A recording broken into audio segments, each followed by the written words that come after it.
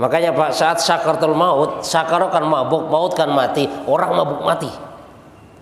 Yang namanya orang mabuk biasanya yang diucapin ini yang apa di dalam hatinya. Kalau di dalam hatinya ini yang diucapkan ya ini. Tapi kalau di dalam hatinya ada Allah, maka diucapkan dengan mudah la ilaha illallah. Makanya Rasulullah SAW sampaikan bahwasanya man kana akhiru kalami la ilaha illallah dakhalal jannah, barang siapa di akhir hayatnya ucapkan la ilaha illallah maka dijamin masuk surga. Kenapa? Karena enggak mudah. Kan? Karena dalam keadaan mabuk. Maka selama kita masih sehat ini, bagaimana kalimat la ilaha illallah kita tancapkan di dalam hati kita?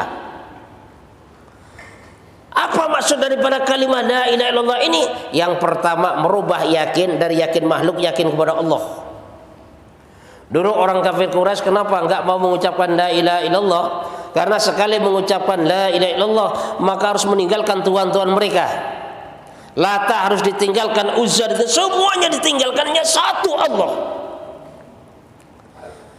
Jadi yang pertama merubah yakin dari yakin makhluk yakin kepada Allah. Merubah ketergantungan dari ketergantungan kepada makhluk bergantung kepada Allah. Ya suatu contoh gini. Misalnya, wah kalau saya nggak dagang mau makan apa? Kalau saya nggak kerja dapat rezeki dari mana? Jadi ketergantungan yang semacam ini harus kita alihkan bahwasanya hanya bergantung kepada Allah Subhanahu wa taala. Sehingga kalau orang bergantung kepada Allah maka enggak akan kecewa dalam hidupnya. Misalnya dia kerja bergantung kepada Allah. Dia kerja perintah Allah sunnah Rasul. Tapi hatinya enggak bergantung kepada kerjaan. Suatu ketika gajiannya tepat waktu, dia ucapkan alhamdulillah. Bulan depan gajiannya telat 10 hari, maka tetap saja diucapkan alhamdulillah. Kenapa? Ketergantungannya.